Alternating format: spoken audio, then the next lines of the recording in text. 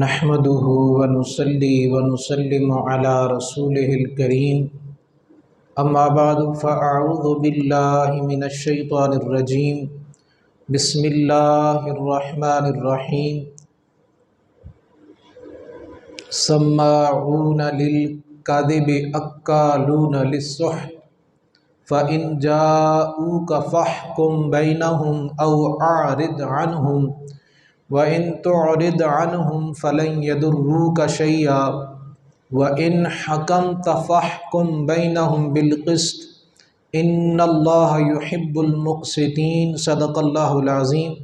الصلاۃ والسلام علیک یا سیدی یا رسول اللہ وعلی آلک واصحابک یا سیدی یا خاتم النبیین۔ اللہ رب العالمین کے فضل و کرم اور آقا کریم سید عالم صلی اللہ تعالی علیہ وآلہ وسلم کی نگاہ کرم کے طفیل ہم نے سورہ مائدہ کی 41 آیات ترجمہ اور تفسیر کے ساتھ پڑھ لی ہیں۔ آیت نمبر 42 سے آج کی جمعے کی نشست کا آغاز کرنا ہے۔ سابقہ آیت کے اندر جھوٹ سننے والوں سے مراد یہودی عوام تھی جو پادریوں اور سرداروں کے جھوٹ سن کر اس پر عمل کرتے تھے۔ اس آیت میں جھوٹ سننے والوں سے مراد یہودی حکمران اور پادری جو رشوتیں لے کر حرام کو حلال اور شریعت کے احکام کو بدل دیتے تھے۔ اس آیت میں اب ان کا تذکرہ ہوگا۔ سماعون للکذب، بہت زیادہ سننے والے جھوٹ کو، اکالون للسحت، بڑے حرام خور رشوت خور۔ یہ یہودی جو پادری ہیں ان کا ذکر ہے، اور جو ان کے حکمران تھے جو رشوتیں لے کر شریعت کے احکام کو تبدیل کر دیتے تھے۔ تو فرمایا کہ بہت زیادہ جھوٹ کو سننے والے، اکالون للسحت، اور حرام کھانے والے حرام خور۔ فَإِن جَاءُوكَ فَاحْكُمْ بَيْنَهُمْ، پس اگر آئیں محبوب وہ آپ کی بارگاہ میں، فَاحْكُمْ بَيْنَهُمْ، تو ان کے درمیان فیصلہ فرما دیجئے۔ اگر یہ آپ کے پاس فیصلہ کروانے کے لیے آئیں تو آپ ان کے درمیان فیصلہ فرما دیں۔ او اعرض عنہم، یا ان سے منہ پھیر لیں، آپ کو دونوں کا اختیار ہے۔ اللہ تعالیٰ نے فرمایا محبوب یہودی آپ کے پاس آتے ہیں اپنا فیصلہ لے کر، آپ اپنی شریعت کے مطابق ان کے درمیان فیصلہ کر دیں، آپ کی مرضی ہے، اور آپ ان کے درمیان فیصلہ نہ فرمائیں، اعراض کریں، یہ بھی آپ کی مرضی ہے۔ وَإِن تُعْرِضْ عَنْهُمْ فَلَنْ يَضُرُّوكَ شَيْئًا، اور اگر آپ ان سے منہ پھیر لیں، ان سے اعراض کریں، تو وہ تمہارا محبوب کچھ نہیں بگاڑ سکیں گے، کوئی نقصان وہ آپ کو نہیں پہنچا سکتے۔ وَإِنْ حَكَمْتَ فَاحْكُمْ بَيْنَهُمْ بِالْقِسْطِ، اور اگر آپ ان میں فیصلہ فرمائیں تو انصاف کے ساتھ فیصلہ کر دیں اپنی شریعت کے مطابق۔ ان اللہ یحب المقسطین، بے شک اللہ انصاف کرنے والوں کو پسند فرماتا ہے۔ یہاں پر دو چیزوں کا ذکر ہے۔ ایک بہت زیادہ جھوٹ سننے والے، کہ جھوٹ سننے کے یہ عادی ہیں، چاہے یہودی عوام ہے، چاہے ان کے پادری ہیں، ان کے حکمران ہیں، ان کے سردار ہیں، بہت زیادہ جھوٹ کو سننے والے، اکالون للسحت، اور رشوت کھانے والے اور حرام کھانے والے۔ رشوت دینا اور رشوت لینا یہ دونوں حرام ہیں، اور الراشی والمرتشی کلاہما فی النار، حضور کی حدیث ہے کہ رشوت لینے والا اور دینے والا دونوں جہنمی ہیں۔ اعلیٰ حضرت امام اہل سنت امام محمد رضا خان فاضل بریلوی رحمۃ اللہ تعالی علیہ فتاوی رضویہ شریف کے اندر فرماتے ہیں رشوت لینا مطلقاً حرام ہے۔ جو پرایا حق دبانے کے لیے دی جائے وہ رشوت ہے۔ کسی کا حق تھا، آپ پیسے لے کر وہ حق آپ وصول کر لیتے ہیں۔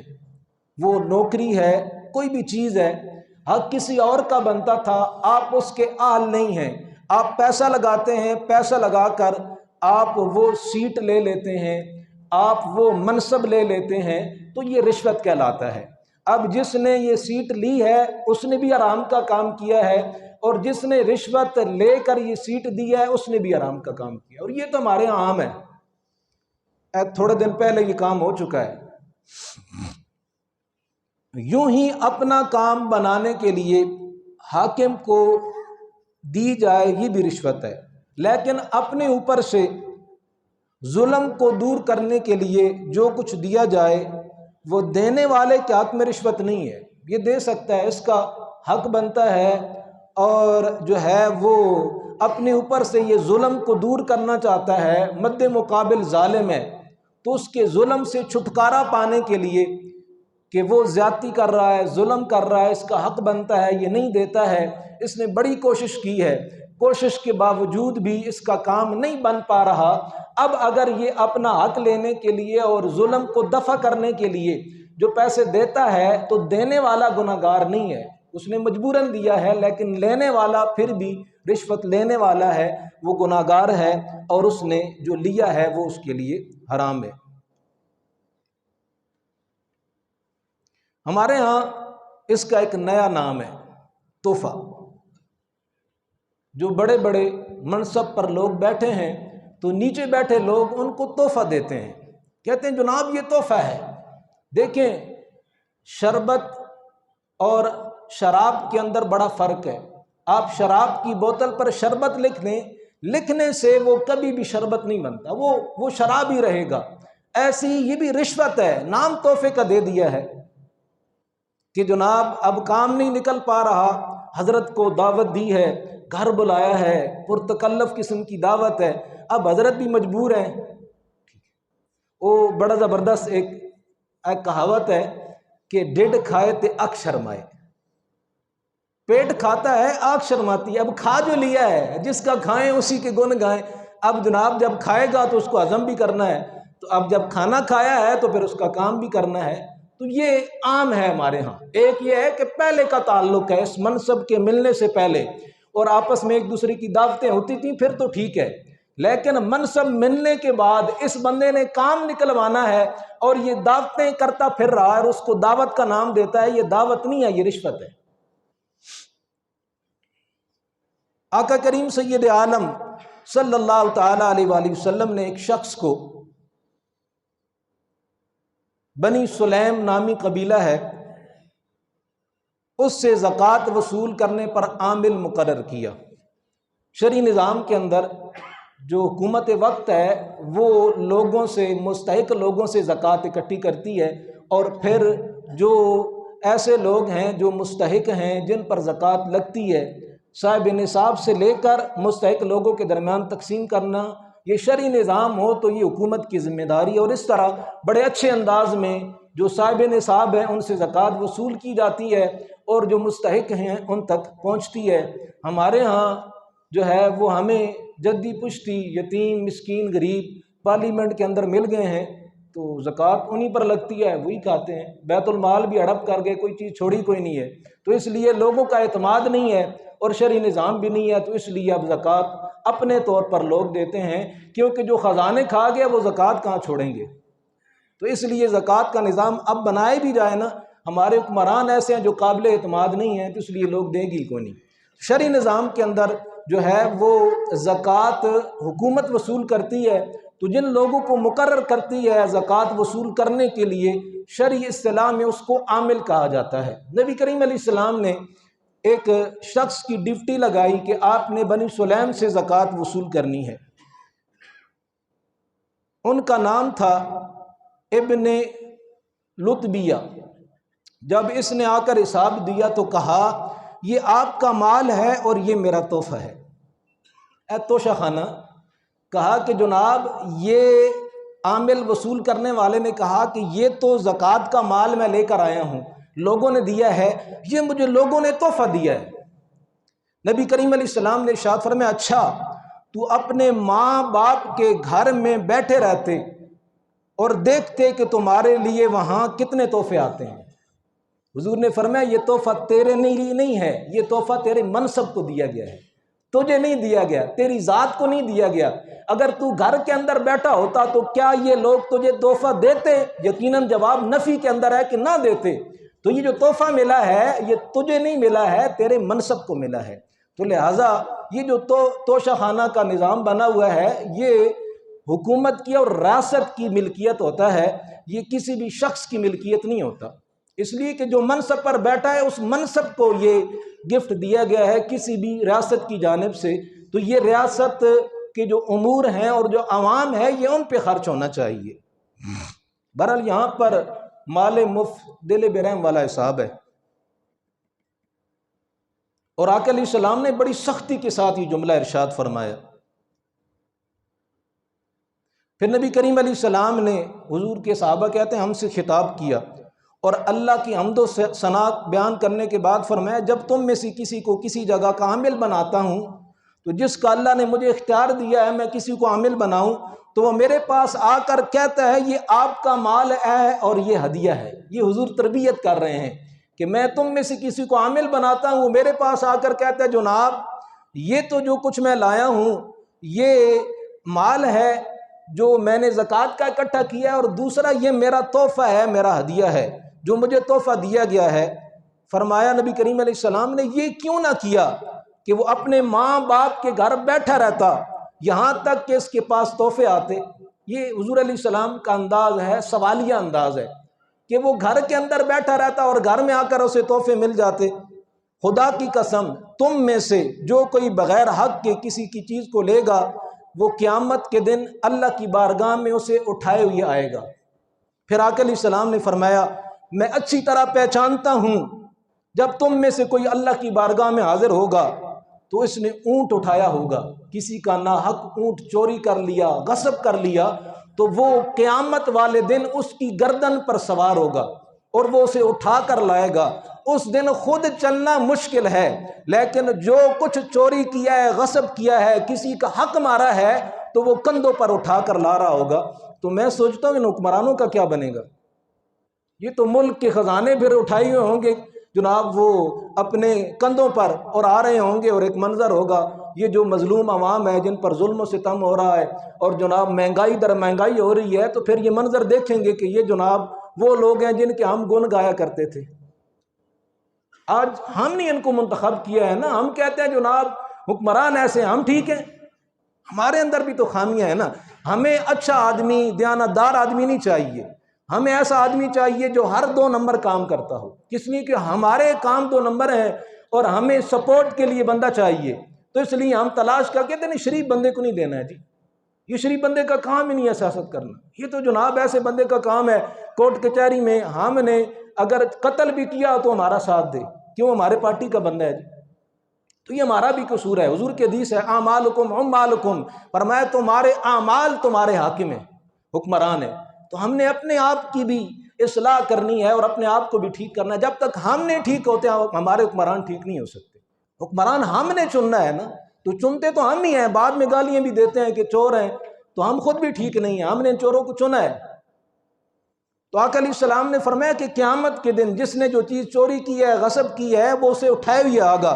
فرمایا کہ میں دیکھ رہا ہوں کہ ایک شخص آئے گا جس نے اونٹ اٹھایا ہوا ہوگا اور جو بلبلاتا ہوگا، یعنی اونٹ آوازیں نکال رہا ہوگا، یا گائے جو ڈگراتی ہوگی یا بکری جو مہماتی ہوگی وہ آواز نکال رہی ہوگی، پتہ چل رہا ہوگا کہ اس نے یہ کام کیا تھا۔ پھر نبی کریم علیہ السلام نے اپنا دست مبارک بلند فرمایا یہاں تک کہ حضور علیہ السلام کی بغل کی سفیدی نظر آنے لگی اور کہنے لگے اللہ کیا میں نے تیرا حکم پہنچا دیا؟ اللہ کی بارگاہ میں عرض کی مالک میں نے تیرا حکم پہنچا دیا ہے، اور حضور علیہ السلام کا حکم میں نے آپ کو پہنچا دیا ہے کہ یہ کام ہم نے نہیں کرنا ہے۔ اللہ نے جس کو جو منصب دیا ہے، آپ میں سے بہت سارے احباب جو ہے وہ مختلف شاپس کے اندر مینیجر ہیں، تو آپ یہاں پر امین ہیں، جو بھی آنر ہے اس کے آپ امین ہیں اس کی امانتوں کے، تو اس کی امانتوں کی حفاظت کرنا یہ آپ کی ذمہ داری ہے کہ پیسے آ رہے ہیں تو جو ہے وہ جا رہے ہیں، تو اگر آپ اس میں سے کچھ غصب کر جاتے ہیں، کچھ لے لیتے ہیں، ٹھیک ہے آپ کے آنر کو پتہ نہیں لیکن اللہ تو دیکھ رہا ہے نا کل قیامت کے دن اس کا بھی حساب دینا ہے۔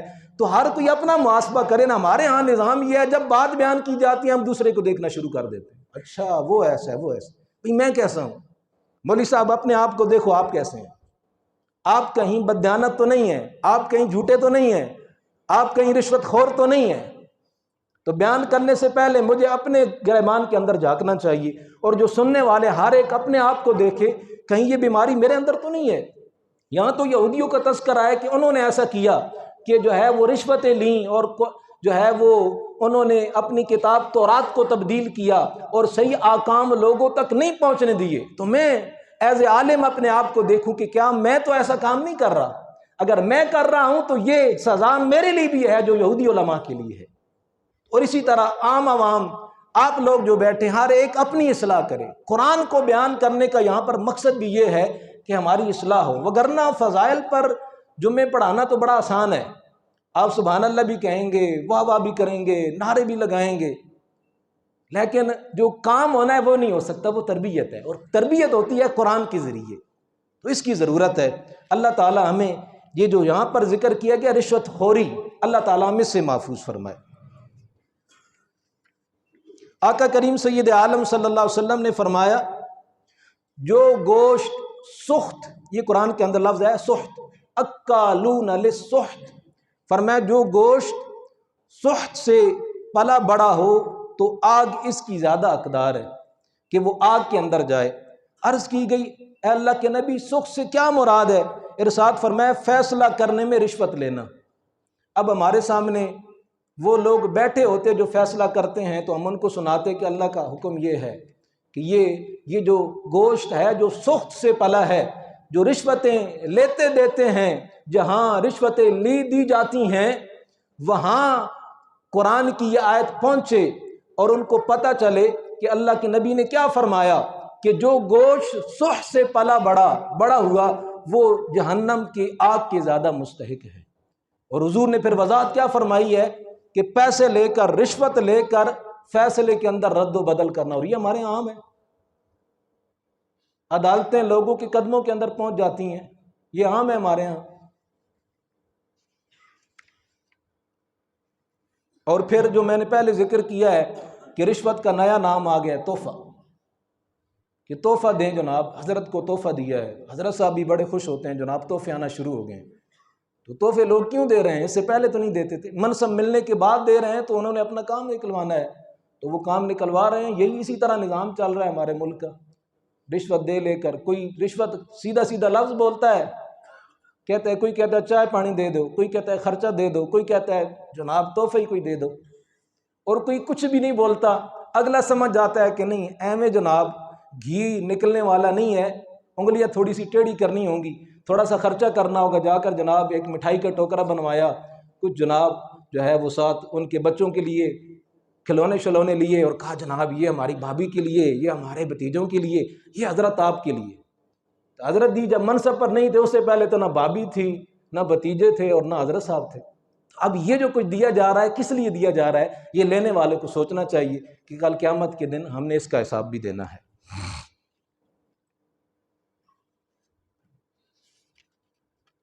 وَكَيْفَ يُحَكِّمُونَ کا آگے وہ ذکر ہے، پیچھے یہ بات آ چکی ہے کہ نبی کریم علیہ السلام کو اختیار دیا گیا کہ اہل کتاب آپ کے پاس آئیں فیصلہ کروانے کے لیے، تو آپ کو اختیار ہے، آپ ان کے درمیان فیصلہ کریں یا نہ کریں۔ پیچھے پورا واقعہ بیان ہوا ہے کہ وہ رجم کے سلسلے میں رجم کی سزا سے بچنے کے لیے حضور علیہ السلام کی بارگاہ میں آئے تھے۔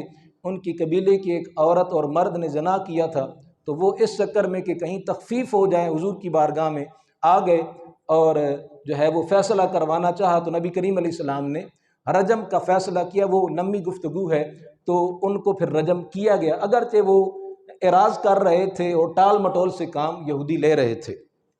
وَكَيْفَ يُحَكِّمُونَكَ وَعِندَهُمُ التَّوْرَاةُ فِيهَا حُكْمُ اللَّهِ ثُمَّ يَتَوَلَّوْنَ مِن بَعْدِ ذَلِكَ وَمَا أُولَٰئِكَ بِالْمُؤْمِنِينَ۔ اللہ تعالیٰ فرماتا ہے، اور یہ آپ کے پاس آپ کو کیسے حاکم بنائیں گے، حالانکہ ان کے پاس تورات موجود ہے جس میں اللہ کا حکم موجود ہے، اس کے باوجود یہ منہ پھیرتے ہیں اور یہ ایمان لانے والے نہیں ہیں۔ ارشاد فرمایا گیا کہ شادی شدہ مرد اور شادی شدہ عورت کے زنا کی سزا رجم یعنی سنسار کرنا ہے، اور یہ حکم تورات کے اندر موجود ہے۔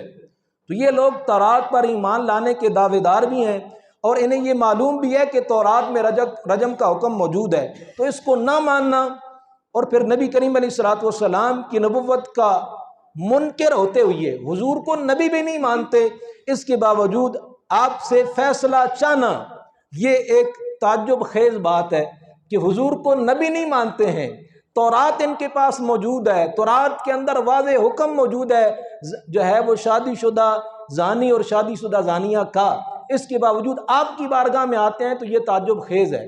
انہیں کسی اور چیز کی تلاش ہے، درمیان میں وہ جناب واسطہ بھی لے کر آئے، درمیان کے اندر سفارشی بھی ڈالا کہ ہمارے لیے کوئی تخفیف ہو جائے، تو یہ تو حضور کی بارگاہ ہے نا، جو اللہ کا حکم ہے نبی کریم علیہ السلام نے اس کے مطابق اور تورات کے مطابق ان کا فیصلہ فرمایا اور دونوں کو رجم کیا گیا۔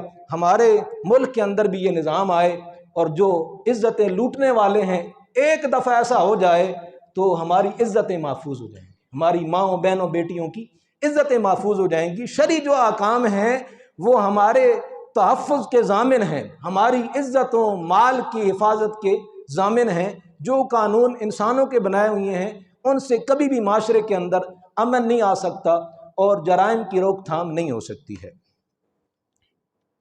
حدیث پاک ہم